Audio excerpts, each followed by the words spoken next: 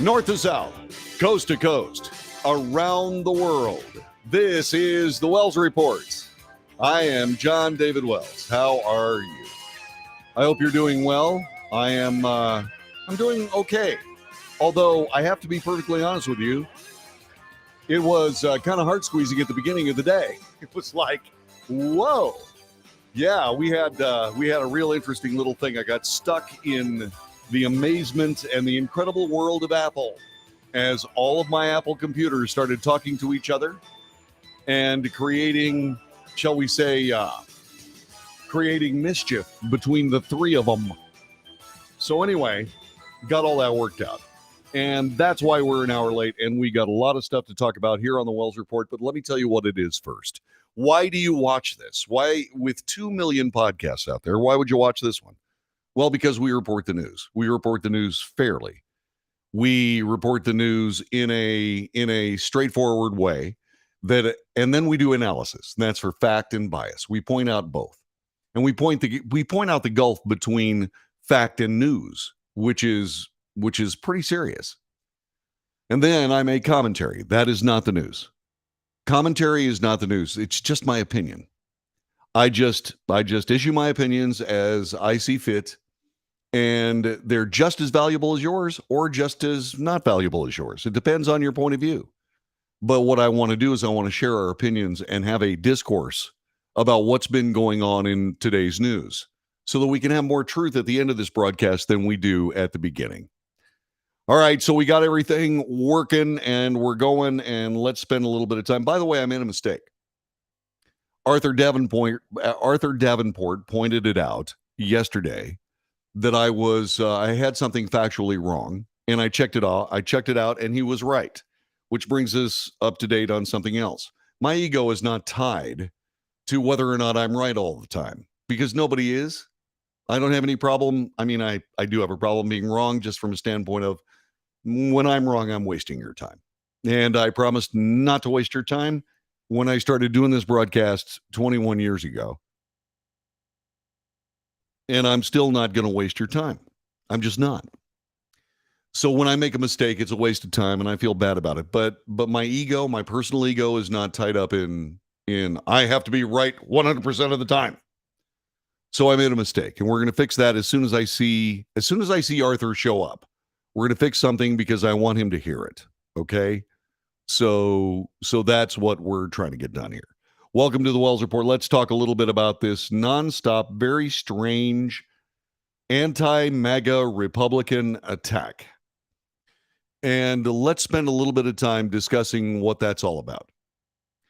The anti-MAGA attack is something that I think the Democrats are using this election cycle to come up to the 2022 election and try to make the Republican Party and the people who are actually voting in the election their main issue.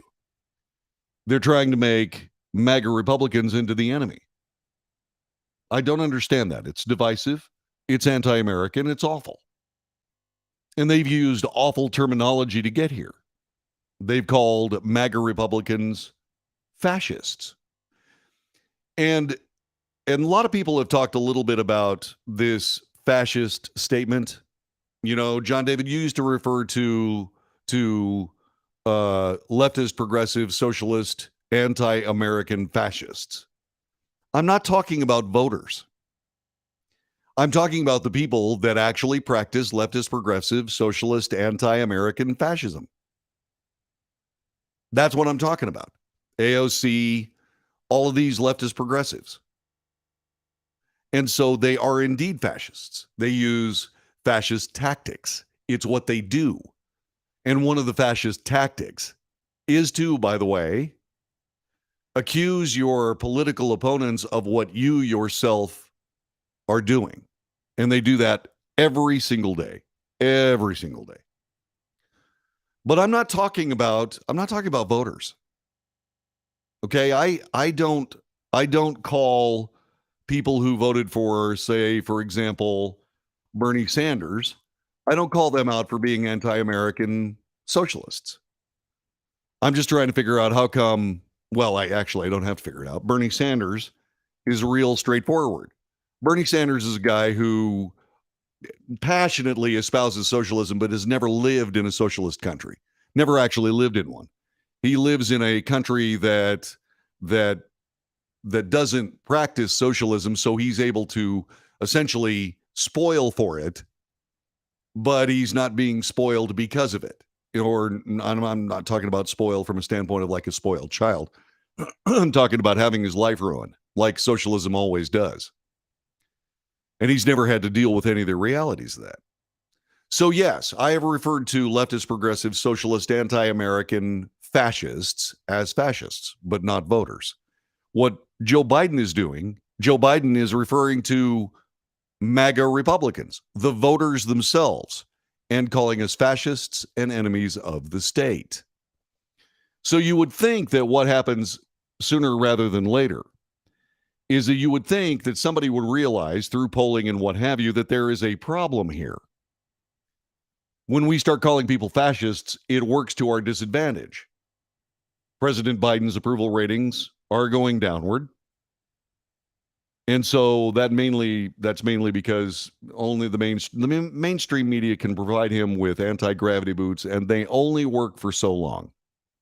Then you have to plug them in and recharge them. And the power grid isn't up to it, et cetera, et cetera, et cetera.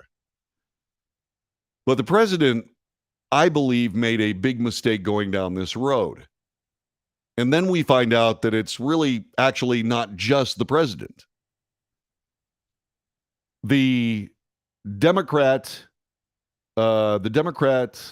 DCCC, okay, the Democrat Congressional Something Committee, and DNC advisor Kurt Bardella has defended President Biden's frequent attack against what he calls MAGA Republicans. Okay, he did this yesterday. In August, Biden first claimed that MAGA Republicans were supporting forms of semi-fascism. Then today, he continued to push the claim by giving a political speech last Thursday, positioning MAGA Republicans as a threat to democracy. Excuse me? Now, MAGA Republicans are certainly a threat to democracy, but not democracy. Republicans have attacked the speech comments as inflammatory, partisan, divisive. Democrats and many members of the media defended President Biden as speaking the truth about the Republican Party. He's not talking about the Republican Party. He's talking about Republican voters. He makes it plain. He's talking about the voters of the United States, half of his countrymen. Now they're trying to schmooze this into, no, we're talking about MAGA Republicans, not actual voters. Baloney, I was there. I paid very close attention to what you said.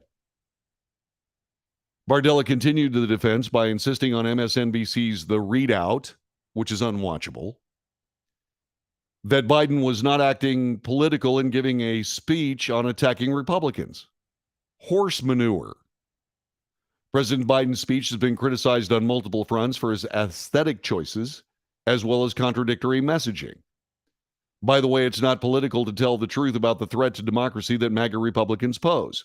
It's not political to hold up your oath of office, which literally states to defend the Constitution of the United States, said Bardella. He continues with his quote by saying, when you have people out there saying if they don't get their way at the polls, they will resort to violence. When you have people out there sitting U.S. senators saying that if the Justice Department actually upholds the law, there will be riots in the streets. When you use violence to try to achieve a political means, you need to be called out, and that's not political. Bardella, what are you talking about? Did you say these things during the BLM riots of last summer? No. So this is what? All that stuff, you guys get a pass for it, but when we actually do something along that line, which was perfectly okay with the government of the United States, the government of the various states, governments of various cities, and so on, that people run in the streets and destroy things. Suddenly, that's okay. You guys get a pass for that. But if MAGA Republicans say, hey, wait a minute, we're not going to put up with that garbage. We're not going to put up the garbage that is pointed out in this paragraph I'll get back to in a minute. Suddenly, we're a threat to democracy. What kind of a threat to democracy were the BLM rioters? What about those guys? They certainly were a threat to democracy. That certainly was fascism on display. That's what all that was. And it's something that the Democrat Party did in the 60s, in 1968. They sent out the thugs and they reveled in the chaos. And then, of course, they're accusing MAGA Republicans of thriving on chaos because you have to accuse your political opponents of what you're doing. It's just basically an extension of passive aggression that usually would get you spanked. And hopefully they'll be spanked in the polls this time at the polling places. We'll see. By the way, it's not political to tell the truth about a threat to democracy that MAGA Republicans pose. No, MAGA Republicans are practicing democracy. It's not political to uphold your oath of office, which literally states to defend the Constitution of the United States. Okay, how much defense of the Constitution of the United States have Democrats been doing since Joe Biden came to power? Is the FBI upholding that? Is the FBI upholding that oath? No. Are progressive lawmakers upholding that oath? No. They're not upholding the Constitution. I mean, none of it. Let me ask you a question. Has President Trump's constitutional rights, have those been trampled on because he is a former president of the wrong party? Yes. Is that defending the Constitution, Mr. Bardella? No, it is not. When you have people out there saying that they don't get their way at the polls, they will resort to violence. We didn't resort to violence. Well, what about January 6th? Well, if the BLM protests were peaceful protests, so was what happened on January 6th. The difference is that we did less damage, less violence, less vandalism, less murder, less attacks on police officers, less blinding of police officers, less beating of old women trying to protect their businesses in the streets with 2x4s. As a matter of fact, we didn't do any of those things.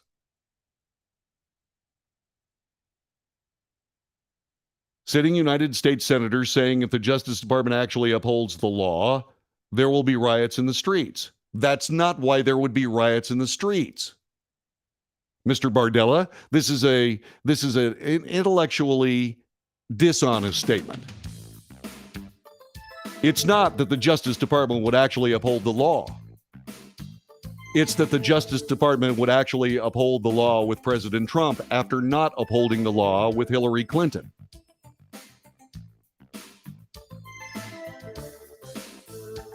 You don't get to take out President Trump on that particular circumstance when you had a chance to take out Hillary Clinton on the identical political circumstance and decided to wave off. Especially when the President of the United States has a lot more protections than the Secretary of State. So you're not being intellectually honest there, Mr. Bardella. You're listening to the Wells Report. More about that coming up in just a couple of moments. What do you think? What do you think? Tell me what you think. How do you like the swoosh? Back with more in a moment. This is the Wells Report.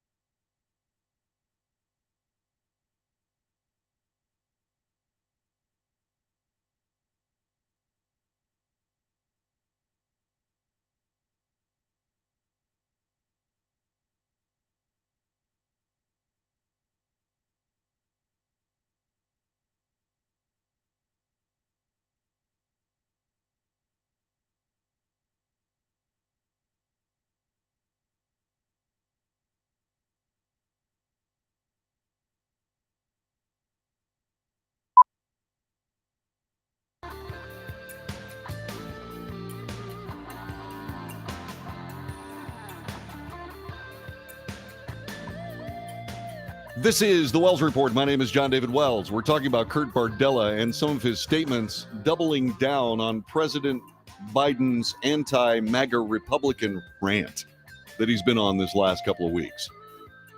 We've taken this sentence by sentence, okay? When you try to use violence to achieve political means, you need to be called out, and that's not political. Correct. So where were you during the BLM riots, Mr. Bardella? As a matter of fact, I'm going to reach out to him today, and I'm going to try to get him to call us on the telephone. I want him to be on this broadcast and answer these questions. That's what I want to see. I do. He said that's just existing in the real world with the rest of us and telling the truth and being honest. That's what President Biden is doing right now. Excuse me? As you hear me read this from Kurt Bardella, do you believe that the president is just telling the truth and being honest? Or am I missing something? Am I missing something? Telephone number is 817-379-2172. Bardella continued and said this.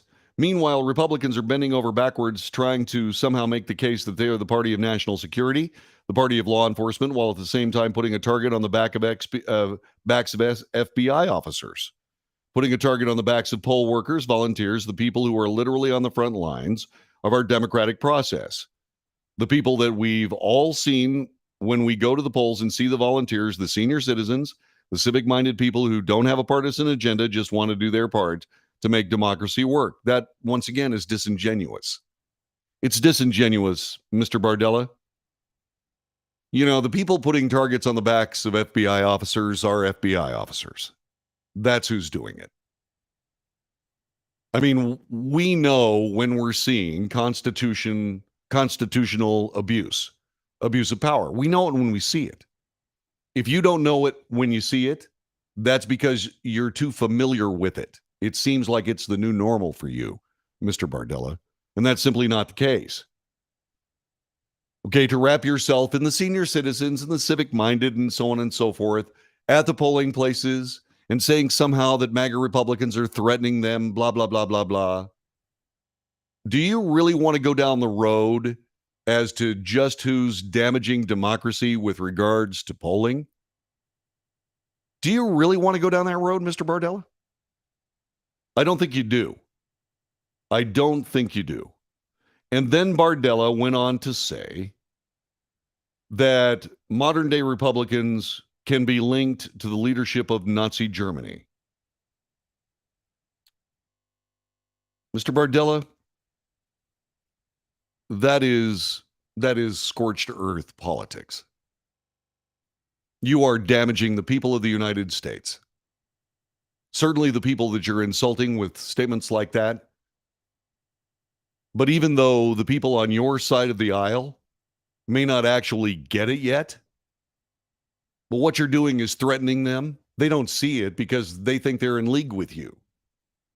But once again, you're treating these people like useful idiots. They haven't figured it out yet, but I have.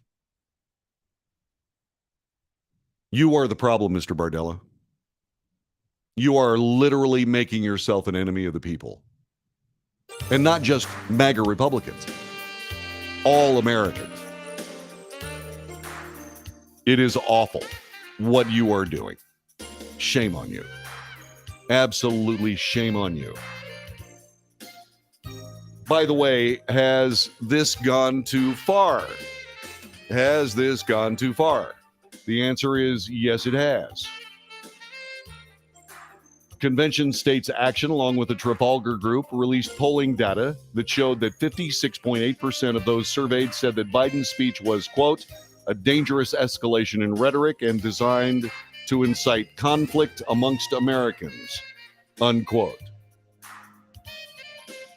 It is horrific. More about that coming up next as we bring you the news, analysis, commentary, and debate. This is the Wells Report. We shall return in just a couple of moments and continue our discussion.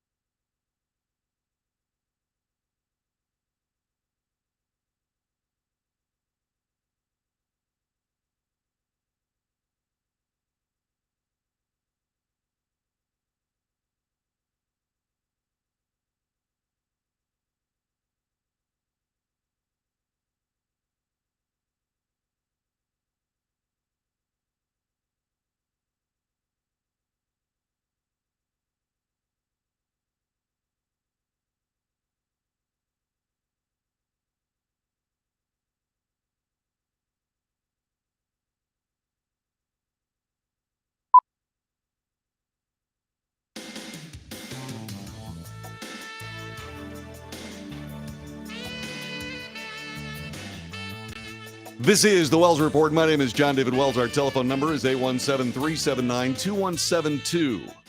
We would like you to support the Wells Report. By the way, we've gotten a lot of new subscriptions, and I sincerely appreciate it, because when I say, please, by all means, subscribe to the Wells Report, you're listening, and I really appreciate it. So subscribe to the Wells Report on the streaming service that you currently are looking at, and make sure that you light up the bell so that you know when we're on.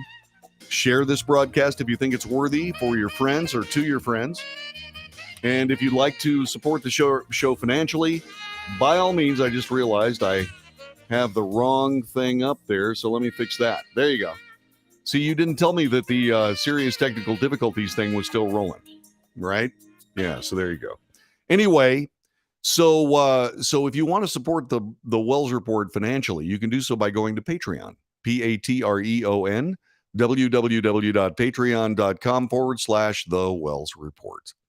And by all means, help us out. I sure would appreciate it, okay? Thank you so much. So let's get back to what we were talking about. President Biden has been turning up the rhetoric in frightening ways, calling American voters fascists. And that rhetoric is having downstream effects.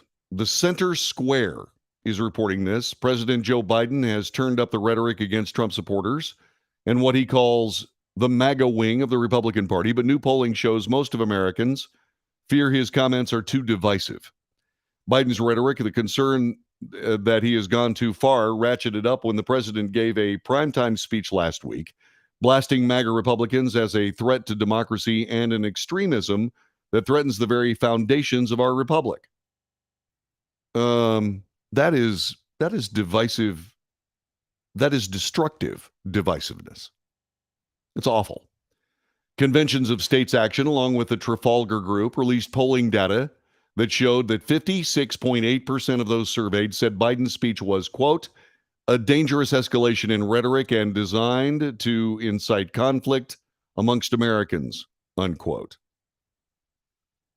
Biden said this, quote, they are working right now as I speak in state after state to give power to decide elections in America to partisans and cronies, empowering election deniers to undermine democracy itself, unquote.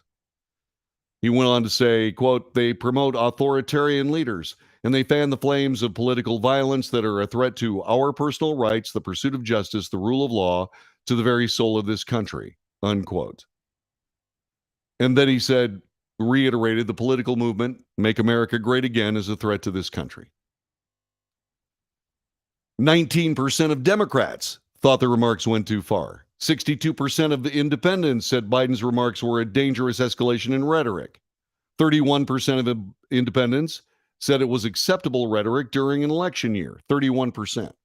1/3 of just independents.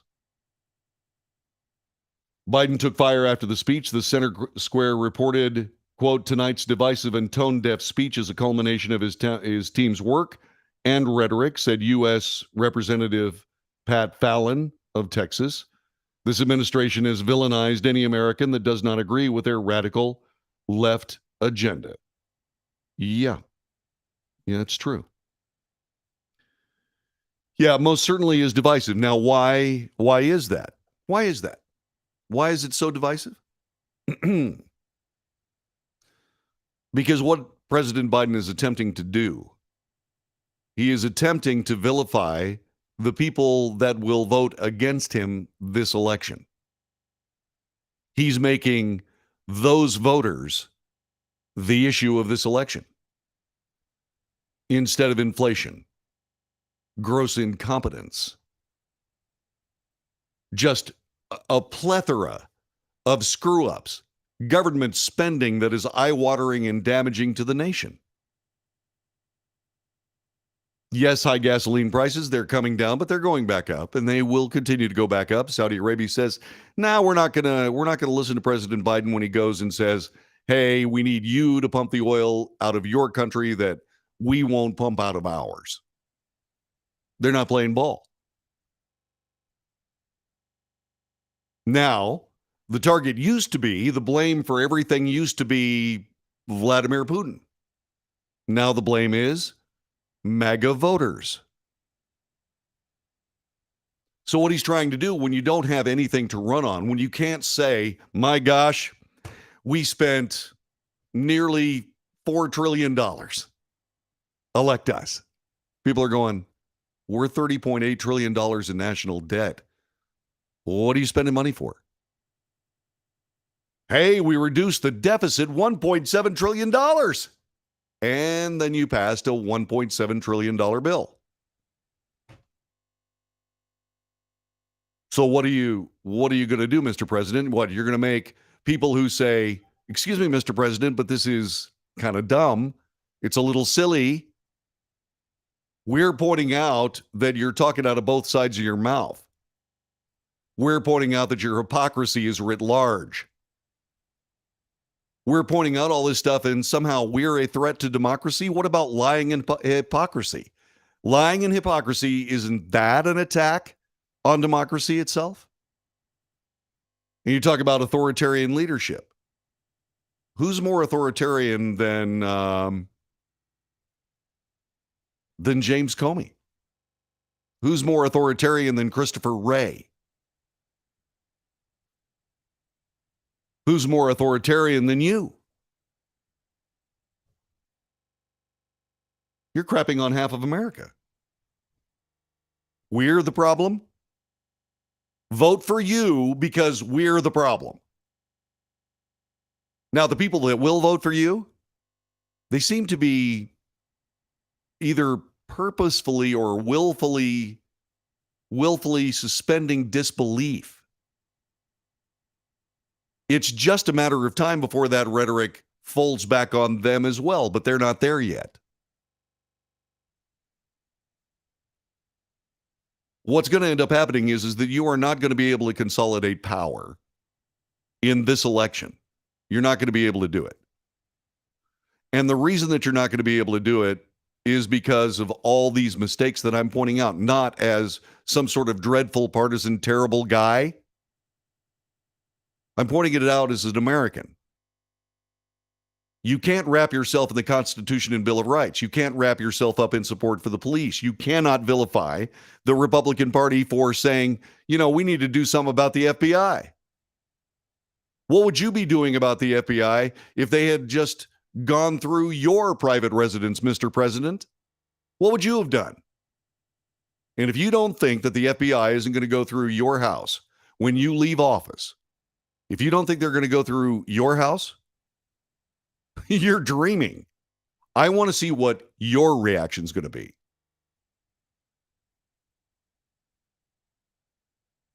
Now, of course, the people that are going to take power probably don't have the balls to actually do something like that. But that's because they're not me. What I would do is I would at my first opportunity, if I was elected president of the United States, what I would do is I'd direct the DOJ to make sure you didn't have any classified papers in your collection that comes out of the White House and goes to your house after you leave office. We probably wouldn't find any because they'd be moved someplace else. And then, of course, what I would do is I would say, now, wait a minute, that's obstruction of justice. If you moved all those papers someplace else, well, you're trying to keep them from the FBI. And what I would do is I would do everything that has been done to President Trump with you. I'd go back and I would get all of the communications that you had with your White House advisors, and I'd make them talk about it. I'd find out what they're doing to prop you up to be able to go out and sound semi-cogent sometimes. And by the way, speaking of that, have you noticed that the President of the United States isn't granting any one-on-one interviews now? Started out not giving serious journalists interviews. Then he showed up on Jimmy Kimmel's show to talk about the issues of the day with that hard-bitten, tough journalist, Jimmy Kimmel. And it's hard to speak. And Jimmy did a great job in that interview because it's really, really hard to speak while you're licking the boots of the guy you're interviewing. It's really hard. And so now he's not giving interviews one-on-one with anyone. Is it because he can't? Spend a little bit of time talking about that, shall we? This from Fox News, so it will be biased. Okay? It will be biased. Midterms swiftly approaching, the White House has become far more outspoken about perceived successes, touting recent legislative wins. If spending $1.7 trillion is a legislative win, oh, okay. I don't think that's a legislative win when you're $30.8 trillion in national debt. But you'd be hard-pressed to hear the same from President Biden. He has not done a TV interview with a mainstream American journalist in 208 days, opting for the rare appearance on late-night comedy shows. Recently, the president taped an appearance with Jay Leno for a chat about cars, including the future of electric vehicles, for CNBC's Jay Leno's Garage. Nice show. I watch it. 2 months prior, Biden showed up for an episode of Jimmy Kimmel Live. The June 18th sit-down was the president's first network interview in 118 days.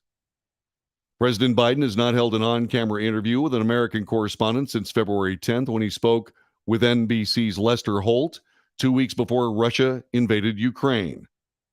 Holt and Biden at the time discussed the coronavirus policies, tensions in Europe, inflation, and the widely criticized withdrawal from Afghanistan. In the past 200 days, the president has given 4 other interviews outside of Jimmy Kimmel. He spoke to Israeli TV reporter Yonit Levi, the Associated Press's Josh Boak, Substack author Heather Cox Richardson, and progressive podcaster Brian Tyler Cohen. Biden's access to the media has been far smaller than his recent predecessors. He has conducted 23 formal interviews since his inauguration. Despite his wariness of the American press, why would he be wary? Why would President Biden be wary of the press? They've been carrying throughout his entire administration so far. Despite his wariness of the American press, he's ramped up his public appearances and speeches in key states with upcoming elections and Democrats feeling some new campaign momentum. Well, that's because he's speaking with a teleprompter. That's what he's doing.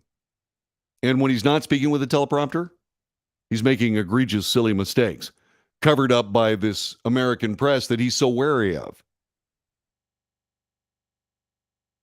He claimed democracy was under assault by MAGA Republicans. Not democracy, democracy.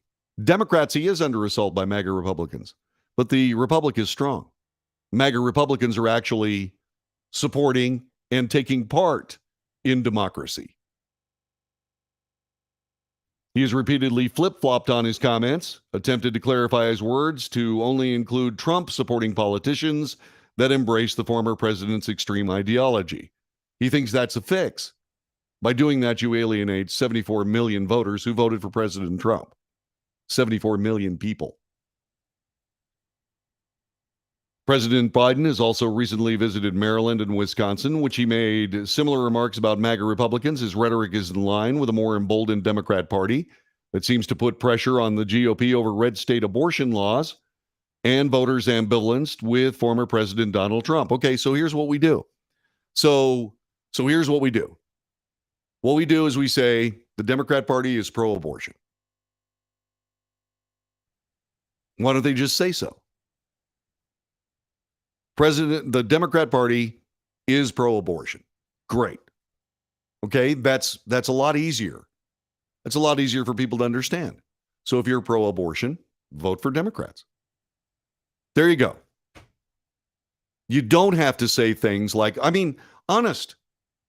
Be honest and straightforward. We passed $1.7 trillion in new spending. We forgave the loans of college kids to the tune of 90% of $1.7 trillion, which, by the way, is how much federal debt is out there for college loans. If these things are wins for you, tout them. But you're not, are you? Why? We have spent almost $6 trillion since we've been in office. We're great. Vote Democrat. We think it's just fine for men to compete in women's sports. We helped pass Title IX, and now we're making it irrelevant. Stand up for what you believe in. Do it. Doesn't that make sense? Sure makes sense to me. Of course, it'll lose every election you try it with, but at least you're being honest. But that's not what they're doing. What they're doing is they're turning people who disagree with them into enemies of the state, just like every other authoritarian, totalitarian, fascist-based government. Is that really the way you want to be thought of in the future, President Biden? I don't think so. This is the Wells Report.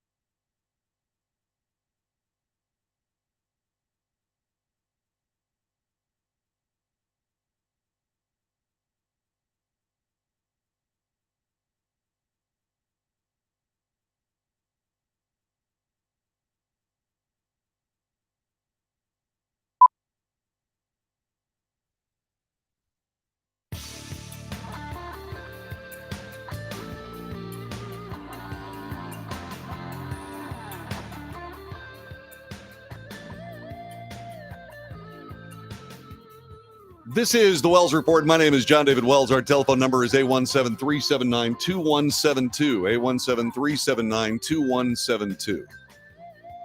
A little while back, the United States, at the direction of Joe Biden, postponed 2 Minuteman III launch tests. He didn't want to upset Vladimir Putin the first time around. He didn't want to upset the People's Republic of China the second time around.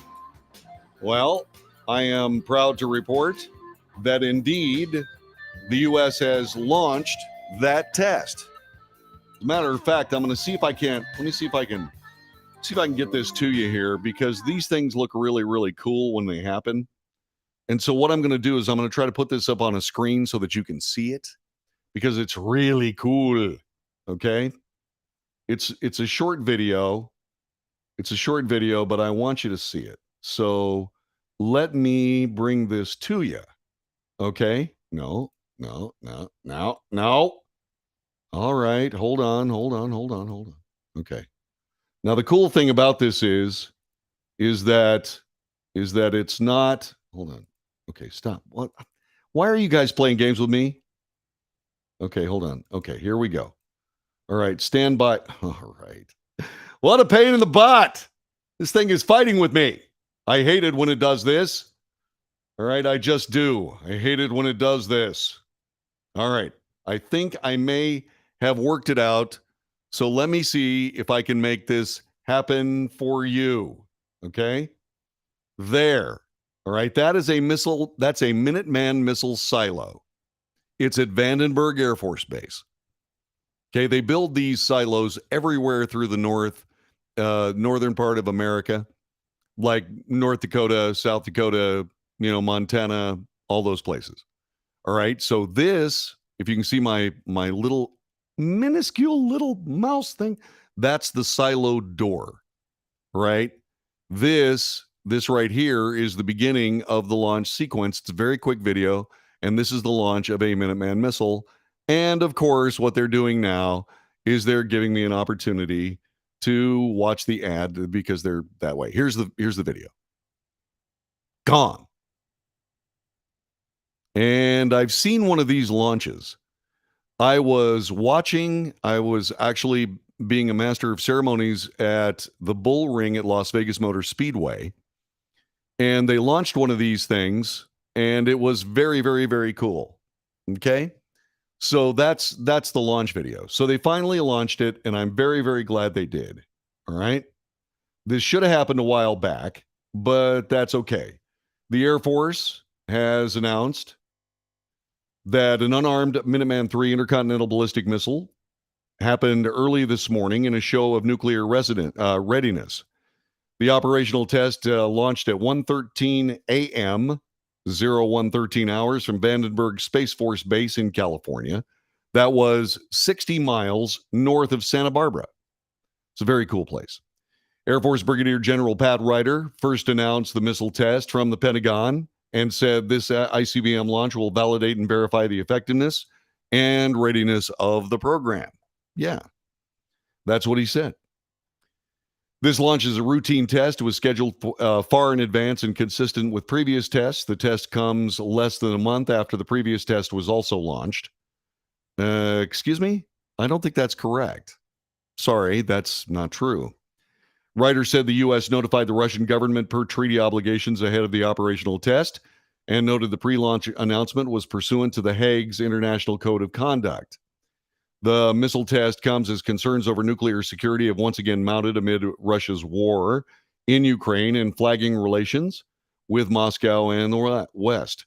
Russia has not only threatened to resort to nuclear escalation if the U.S. becomes more directly involved in the war, but has threatened Europe's nuclear security by stationing its troops at the Zaporizhzhia, something like that, in Ukraine, the power station there. The power plant has repeatedly been threatened by shelling since Russia's February invasion and subsequent occupation in early March. In August, the Air Force said it conducted over 300 intercontinental ballistic missile tests and noted that they are not the result of any current world events. All right. Those tests either are all the tests that they've done with every intercontinental ballistic missile system up to this point since we had intercontinental ballistic missiles, or they're considering all the drills that they do to keep the readiness up as also being tests.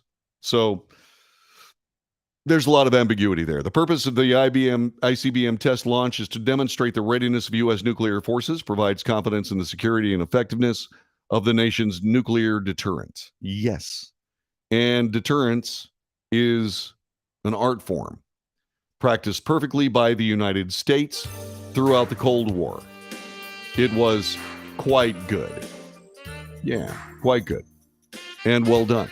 So congratulations to the United States Space Force for another successful test of the Minuteman ICBM. I wonder where it landed. I wonder what the actual target was. We'll never know, of course. We never will know. They carry a single warhead, and it probably landed right in the pickle barrel.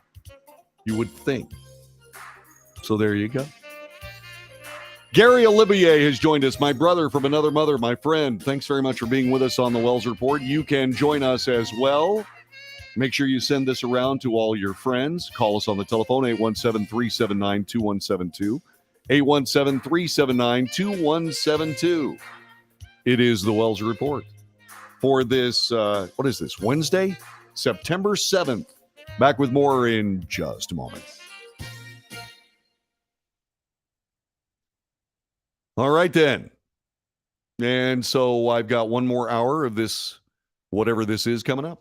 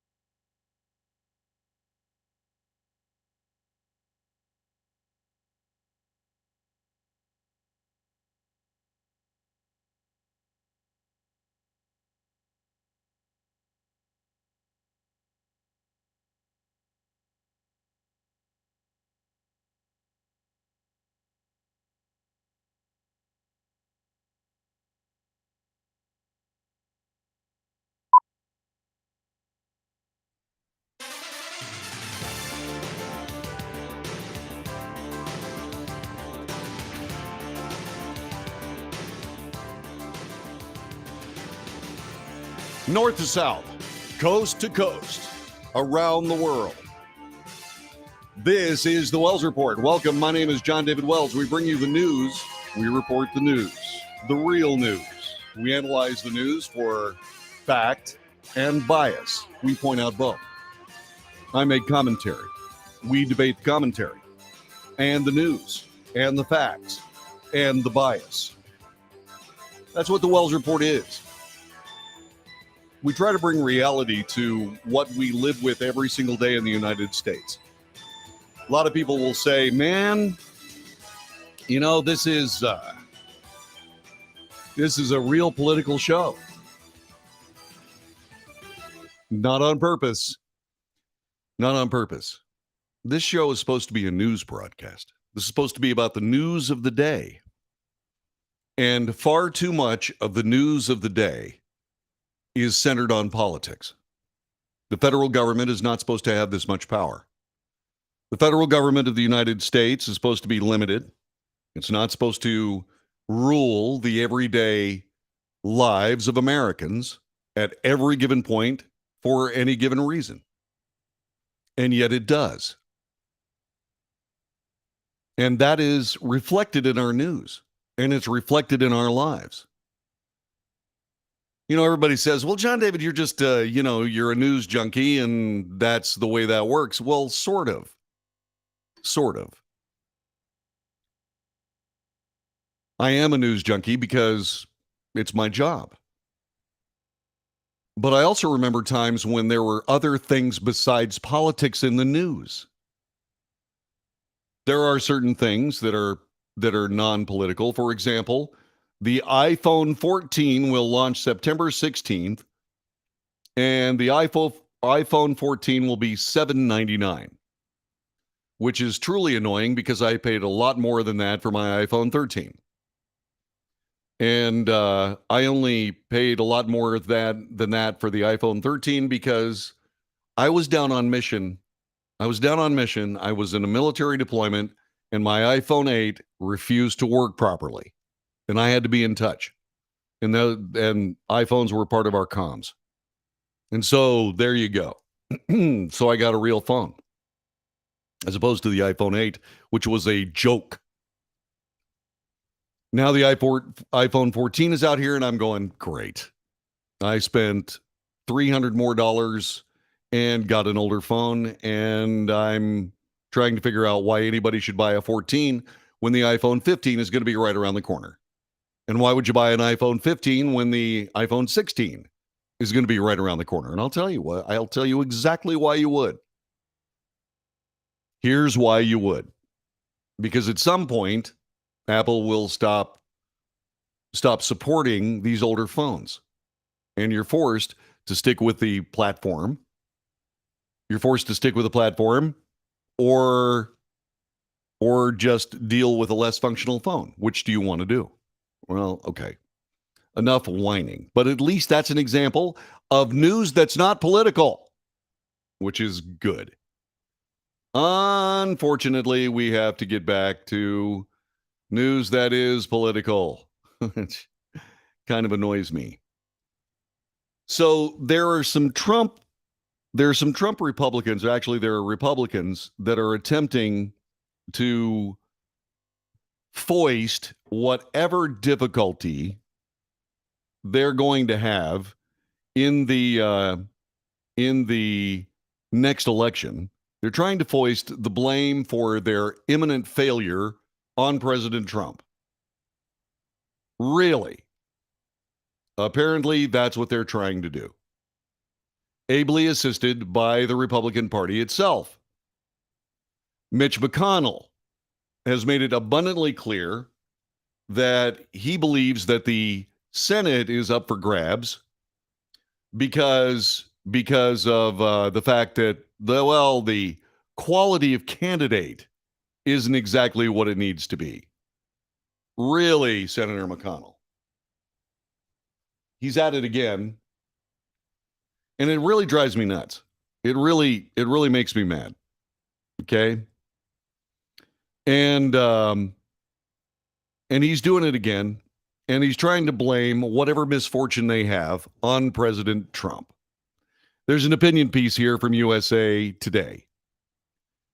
Republican Senate leader Mitch McConnell, in a speech before the Chamber of Commerce last month in Kentucky, observed that in races for seats in the U.S. Senate, candidate quality has a lot to do with the outcome. In other words, he was essentially saying that the voters in various states had not picked quality candidates. Well, what is that? An excuse not to support them? Is that what that is, Mr. Minority Leader of the Senate? Is that what this is? The answer is yes. And political professionals immediately read that as a poke in the eye to former President Donald Trump. This, by the way, from Ross K. Baker. He's an opinion columnist. Yeah, it was a poke in the eye to former President Trump and his endorsement of Senate candidates based solely on their loyalty to him. This may be somebody to talk to. Let's find out. It's the Wells Report. Greetings. May I help you? Hello? Hello. And goodbye. Okay. Well, that was fun. I thought somebody was calling. Operators are standing by me. So it was a poke in the eye because of endorsement of these Senate candidates by President Trump. So in other words, what McConnell is doing is saying, well, we're not going to support these candidates because they're just not of the sufficient quality for the Senate. Well, what's happening is Mitch McConnell doesn't want the responsibility of actually having to do something to lead the nation because he's a loser. Mitch McConnell is a loser. And he wants to make the Republican Party a loser party because he's more comfortable in the role of a loser than a leader. And because he can say, well, it's this dang Trump, which verifies the notion that the Republican Party added to President Trump's difficulties during his presidency by condemning with faint praise and defeating the president at whatever point made sense to their kind of addled political minds. See, the Republican Party is very good at making these smooth political moves, sometimes that are so subtle that nobody even notices them. But they knowingly smile to each other and say, that was a good schmooze. Except it doesn't accomplish anything. The Democrat Party has malfunctioned so badly that they are handing the 2022 election to the Republican Party, and the Republican Party is saying, well, we just don't have the quality candidates we need. The people that voted for him are obviously idiots, and so we're not going to put any support behind these less than quality candidates. Oh, really? So what they're trying to say is, if the Republicans don't take control of the Senate, it's going to be Donald Trump's fault. No, it's going to be Mitch McConnell's fault. It's going to be the Senate Election Committee for the Republican Party, the Senate Republican Campaign Committee, the SRCC. It's going to be their fault. And the SRCC takes their marching orders from McConnell. It's going to be McConnell's fault. Because they don't want to lead. They don't want to have responsibility for what happens next in the nation. And there's no excuse for it. There's no excuse for it at all. And what Republican voters need to transmit to Mitch McConnell are two things. One, lead us, follow us, or get out of the way. Republican voters need to run over Mitch McConnell and his quality problem with the candidates. That's thing number one. And when we finish that, then what we need to do is we need to find another political party to join besides the Republican Party. Because the Republican Party is a collection of losers. They don't want to fight for this nation. They don't want to fight for this Constitution. They don't want to fight for the Bill of Rights. They don't want to use the strength of the greatest nation on earth to propel the greatest nation on earth forward. They want to minimize it.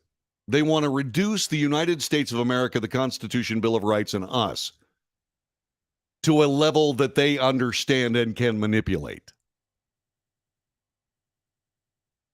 There needs to be a political party that protects, defends, supports the Constitution of the United States and brings the Constitution to every political debate on Capitol Hill, that brings the Bill of Rights to every conversation regarding the freedom and liberty of Americans. And that's not the Republican Party. It's not the Republican Party. The Republican Party insists on being irrelevant. We should believe them. We should believe that they really, truly believe that their irrelevance is somehow helping the nation, and leave them to it in peace. We just need to walk away. Now, I've done that. I did that. I did that years ago. I did it years ago. It was 2016 to 2018 when the Republican Party had everything they needed and did nothing with it. It was awful, and it was ridiculous, and it was stupid. They're losers. And I don't like hanging around with losers. Do you like hanging around with losers? I don't like it. There's so many places that these people could go to be losers. It's just like all of these wannabe socialists making millions upon millions of dollars while they're saying that really nobody needs to be making that kind of money. Do they give it back? No. Do they give it to the Socialist Party of the United States? No. They keep it. Why? Not real good socialists, are they? They need to go to Venezuela. They need to go to all these other countries and actually help them. Venezuela is beautiful. It's absolutely gorgeous. Food, when they have it, is really good. And what they need to do is they need to go live there. Leave us in peace. And that's what we should do with the Republican Party. We should leave the Republican Party in peace. And they say, well, if you do that, then the Democrats will win. Mr. McConnell, if we don't do that, the Democrats will win. You just said so.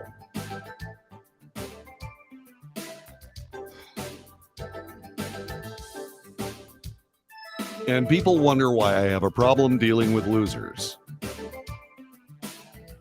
Now you know. This is the Wells Report. My name is John David Wells. What do you think? What dost thou thinkest? Please do me a favor. Call me on the telephone, 817-379-2172. And don't talk to me about renewing my car's warranty. Let's talk about the issues on the Wells Report. Back with more in just a moment.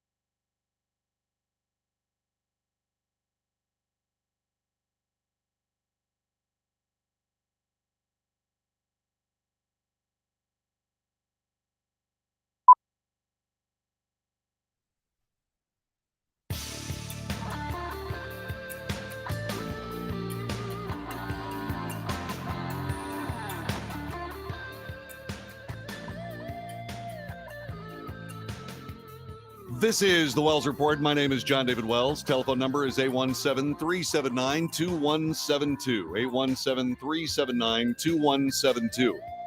I've been waiting for Arthur Davenport to show up. I don't think he's there. Arthur Davenport is a guy I went to high school with. He is a regular visitor to the Wells Report. And Arthur is a Democrat, which is okay. Arthur's reasonable. Arthur can be, we can disagree and have a discussion about those disagreements. He makes great points. I make great points. And all of us are better for conversations like that, which is what I really try to do. Okay. So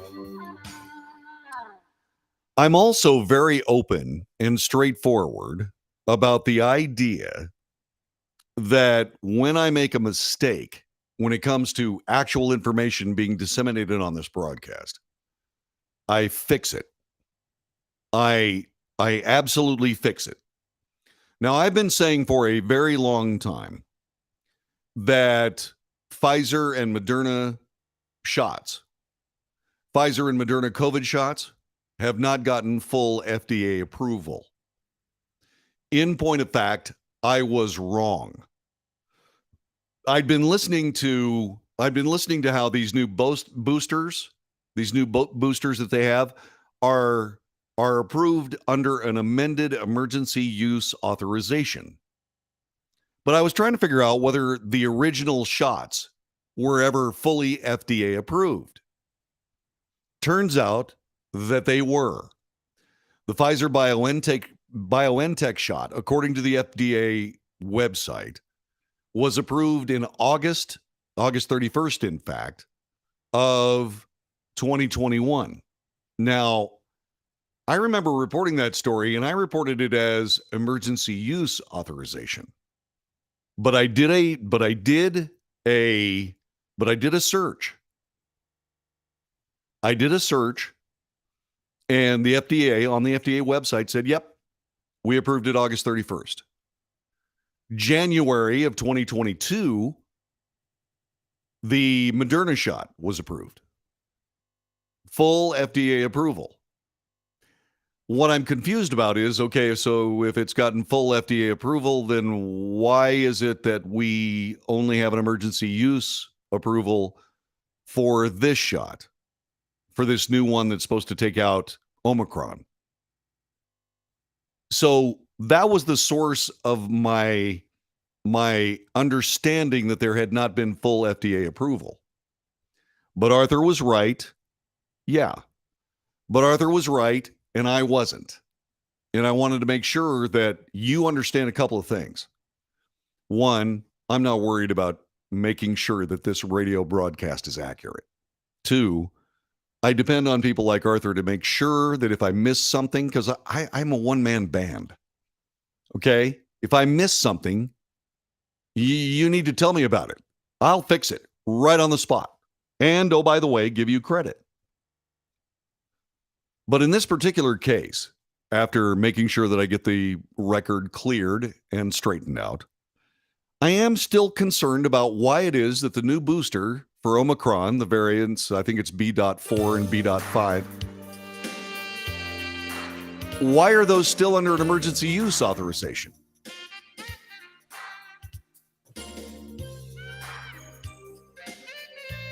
And I can't figure that one out. I really don't. But here's to Art. Arthur, thank you very much. You said, check it out. I did. I pay attention to you. And yeah, I could have swept it under the rug, but why? This show's supposed to be about truth. I don't care who comes up with it, just so long as we come up with it. Thanks for your contribution to the broadcast. This is the Wells Report. Coming up in just a little bitty bit, we have some other, unfortunately, political news, which I think you might find interesting. Not so much the politics of it, but just the way it's being presented. I will buy a beer next time. Back with more in just a moment.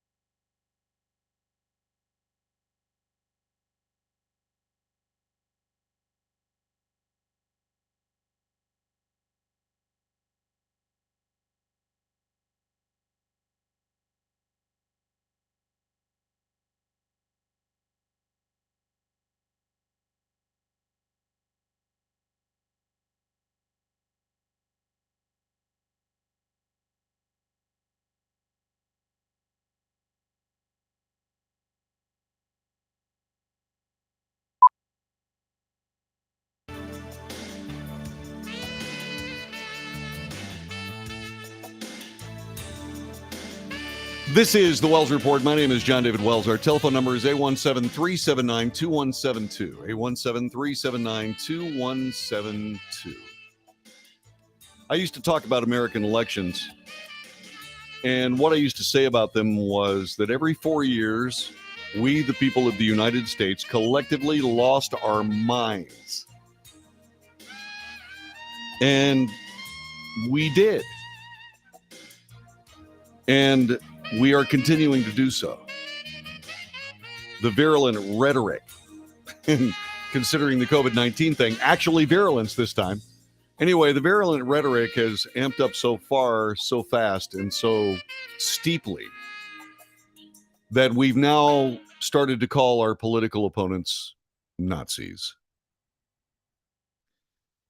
And maybe I'm just getting old and cranky, but I got to be perfectly honest with you. There are times when I really wish that dueling was not illegal. Because if someone came up to me and called me a fascist to my face, I think I'd need to demand satisfaction. I truly would. I'd literally take off my gloves and slap him across the face and throw him at his feet. Let's go. You need to back those words up. But then again, I'm kind of a stiff-necked thistlehead. I'm that kind of guy. It took me a long time to get there. But I'm there. Calling you a fascist is ridiculous. Unless, of course, you're actually a fascist. You might be a member of Antifa, which is supposed to be anti-fascism, but is actually pro-fascism because that's what they do. They are indeed fascists. They should be called pro-fa. Anyway, what we have here is we have this willingness to lose our minds. And this willingness to lose our minds damages us just egregiously. And it's really, really hard to keep your cool when somebody calls you a fascist and you want to slap them across the face and then, take them out in the field someplace and demonstrate your marksmanship or your swordsmanship. That works too. So when we start talking about this stuff and we start amping up the rhetoric and on and on and on, when we start doing all of this, it then distills down to whatever can be the most damaging to your political opponent. A new 30-second television ad released by a political action committee supporting Republican presidential, make that Pennsylvania Senate candidate, Dr. Mehmet Oz, blasts his Democrat opponent, John Fetterman, over a 2013 incident when he pulled a gun on a black jogger that he mistakenly suspected of a crime. The ad is called Chase. It was released by the American Leadership Action and it was released by American Leadership Action. There is no "the" there. He says that Fetterman, then the mayor of Braddock, Pennsylvania, chased down an innocent, unarmed black man. The ad then jumps to an interview with the jogger, Christopher Miyares, where he describes Fetterman pulling a gun and aiming it at his chest. And so what I would do, it's actually called chased, past tense. What I want to do is I want to play that for you. And so I will. So here is Chased, courtesy of American, whatever that platform was. Let's listen. Chased down an innocent, unarmed black man. He says Fetterman followed me into North Braddock and pulled a shotgun and aimed it at my chest. Fetterman falsely accused the man, triggering a confrontation with police. I mean, there's a mayor with a shotgun and 6 other cops surrounded me. What else could I do but this? I believe I did the right thing, but I may have broken the law during the course of it. John Fetterman, reckless, risky, wrong for Pennsylvania. American Leadership Action is responsible for the content of this advertising. So what do you think of that? What do you think of that? That seems to be pretty serious to me. Okay? It truly does. It seems pretty serious to me. Now, you might think that I'm bringing this up to make John Fetterman look bad. That is not the case. That is not the case at all. I'm doing this to bring up a couple of different things. One, that's a pretty serious charge. You know, you chase down the wrong guy, and he admits the fact he probably broke a bunch of laws doing it. Yeah, especially in Pennsylvania. But let's go back in time. Let's go back in time when Mitt Romney, the kind of candidate that Mitch McConnell would say absolutely hits the quality mark out of the ballpark. He was the best Republican candidate ever for any office. Mitt Romney was the perfect Republican candidate. And when he was running for president, he had to go back to when he was in high school to find something that he pulled off that would make him look bad. This from ABC News. Let me see if I can. Let me give. This is how far back we're going. 2012. 2012. Republican presidential candidate Mitt Romney has apologized for his, quote, high school pranks, unquote, after former schoolmates accused him of being the ringleader in a bullying attack on a student who was presumed to be gay. This happened in high school. And we went back to stomp on Mitt Romney all the way back to his high school days. Seriously? So in other words, in our need to get a political advantage, what we're doing is we're getting more and more ridiculous in looking at things in people's pasts. Now, obviously, chasing down a black jogger who he thought was guilty of a crime, well, that's racial profiling. It's absolutely racial. It's absolutely awful. It's absolutely terrible. Should it have been brought out? Yeah, I guess. But let me ask you a question.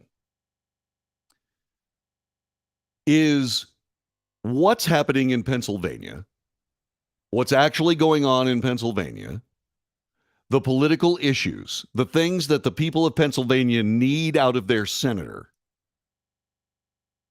does John Fetterman's attempt to be a lawman in 2013 rank among the things that Pennsylvania voters need to discuss?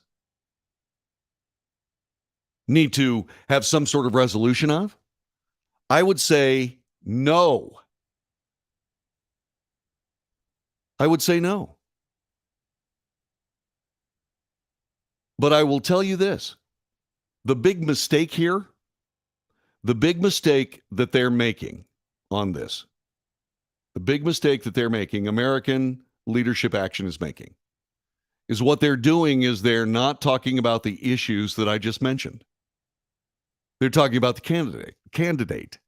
We are trying to win an election by destroying the other candidate instead of talking about the issues that confront Pennsylvania from a Senate candidate standpoint. We take our eyes off the ball. We elect people for the wrong reasons. Why did we elect Mehmet Oz? Well, we elected Mehmet Oz because he never chased down a black jogger with a shotgun and created a problem with the police. Is that a necessary qualification to be a senator? Or is an absolute laser fine focus on all the real issues of the day confronting Pennsylvanians, is that why someone should be elected? President Biden makes the same mistake. He's probably going to take a drubbing in this next election. He's certainly going to lose control of the House of Representatives. Senate Republicans are doing their dead level best to keep the Democrats in charge of the United States Senate. But he's certainly going to lose the House of Representatives, and he should. But then, because he can't defend the record that brought him to this moment, what he's doing is he's attacking the people that would vote against him, characterizing them as the issue. Mr. President, not the issue. Inflation is the issue. Inflation is the issue. Your part in the leftist political machine is the issue. Your willingness to use the FBI, the DOJ, and all the other executive branch agencies as political weapons is the issue. Those are the issues. Not whether or not people who believe in making America great again, calling them fascists, saying that they're a threat against democracy, when what they're doing is practicing democracy. People who vote you out of office are not enemies of the state. They are not damaging democracy. They are practicing it. If you want to stay in office, Mr. President, if you want your party to stay in office, start doing better work for the American people, and you will be in office. You will be in office. You have to find what actually matters to people. And whether or not John Fetterman pulled a shotgun in 2013, 9 years ago, or whether Mitt Romney bullied a kid in high school, has nothing to do with it. Nothing to do with what we need in Washington, D.C., which are people that did not make a big enough mistake to get tossed, as opposed to actually knowing what they're doing when they get sent there.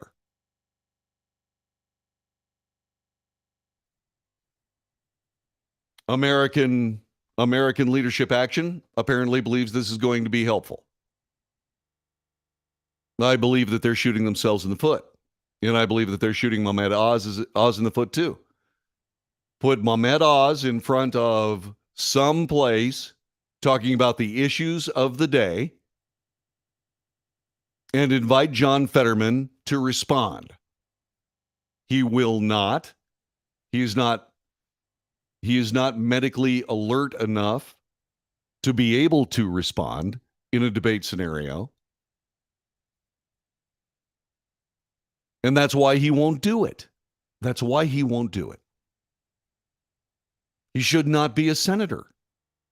If he is elected to be the senator, one of the senators of the great state of Pennsylvania, if he's elected to be that senator, he's going to be a puppet for somebody else who can think more clearly.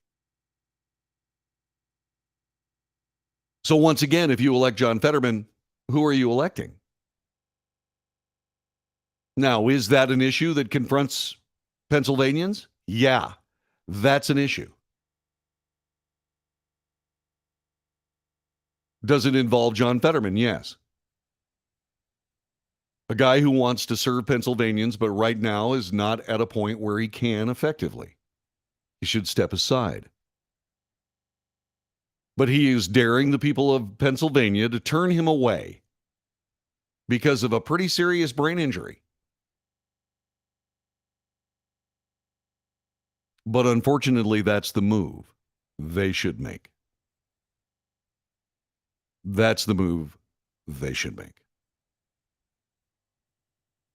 Is Mehmet Oz the answer to Pennsylvania's senatorial problems? I don't know. I don't have any idea. I got to be perfectly honest with you. He has, come across the radar every now and then and said things that were, I don't know, self-serving mostly. Is he the right guy? I don't know. I don't live in Pennsylvania. I don't have to know. But what I do have to point out is that when you make your opponent the issue, you've got one foot in the ditch of defeat. When you're making that candidate the issue, you're halfway to defeat. Talk about the issues, the things that actually matter.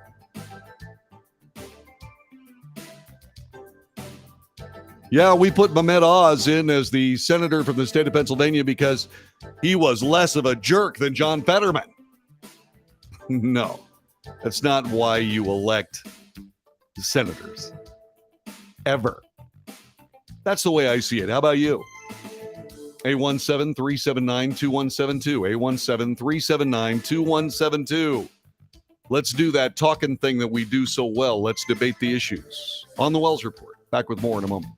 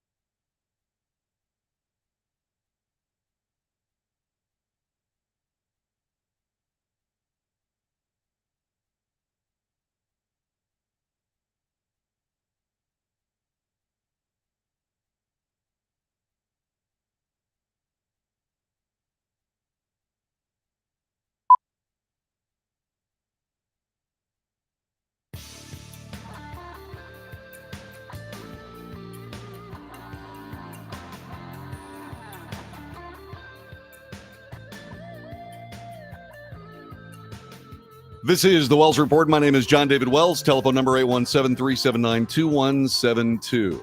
Somebody just said, why are they letting John Fetterman run in Pennsylvania in the first place? Is it because he had his problem too late to get another candidate? No. No, you have to think about it like Chuck Schumer thinks about it. If John Fetterman actually wins this election, he is not going to be at a sufficient level to be able to fend off the orders of Chuck Schumer. Chuck Schumer looks at John Fetterman as nothing more than the shell of a man who will vote exactly the way he's told. And that's why Chuck Schumer didn't say, gosh, we need to find a better candidate in Pennsylvania. That's why it happened. and that level of reptilian politics gives me the creeps. But then again, does anybody, and I'm not trying to take shots at President Biden here, but does anybody honestly believe that what is happening with Joe Biden at the hands of the Democrat Party is not elder abuse? And if you don't think that's the case, why don't you think that's the case? So, Democrat New York Governor Kathy Hochul declared at an event recently, it was last week, that the theory of a good guy with a gun stopping bad guys with guns is over in the Empire State. I then reported 11 cases where good guys with guns, some women, ended the crimes being perpetrated by bad guys with guns. That made her a liar. She said, the data bears this out. The data bears out that good guys with guns stop bad guys with guns. The data bears it out. The theory is over. Well, you know what's really amazing? Is that people aren't getting shot and stabbed to death in New York by data. Knives, guns, fists, pushes in subways, all manner of things. Getting back to the good guy with a gun. An Arizona man was shot in the head while attending a 4th of July party with his family. My back was turned. I heard the first gunshot. And that's what made me kind of turn my head. But by the time I was even able to look and see what was going on, a bullet had already struck the side of my face. Gunshots rang out at a home in Surprise, Arizona. Surprise! On the evening of July 3rd, as Mendez, his 2 daughters, and his 7-month pregnant wife gathered with friends and other families to celebrate the founding of America. 30 people were gathered in the home, including young children. The group celebrated with fireworks and food, Mendez told Fox News. A neighbor of the man hosting the party soon joined, mingled with the group despite not being close friends with anybody there, said Mendez. The neighbor was later identified as 46-year-old Jason Hunt, the sole suspect in the case, who opened fire unprovoked on the families and partiers, according to police. 2 of Mendez's friends, Conradito Ochoa Navarro and Carl De Nora, were killed in the incident. 4 others, including Mendez, left seriously injured. As Hunt and other partiers had to bite to eat in the kitchen, the suspect pulled out a gun and began firing on the crowd. Mendez was shot in the head in front of his wife, who rushed to his aid and believed he was dead because of the blood covering his face. She then grabbed 2 daughters and put them in a room deeper in the house, barricading them and the children inside. She barricaded the door with a dresser. There were 3 other children in there, not including my 2 daughters, a total of 5 kids. She throws them in the closet, throws clothes over them, says, "Be quiet, do not make a peep if you hear loud noises in the room." Hunt continued his alleged rampage. 2 women began fighting back against the suspect and screamed for Mendez, knowing that he had a concealed carry weapon.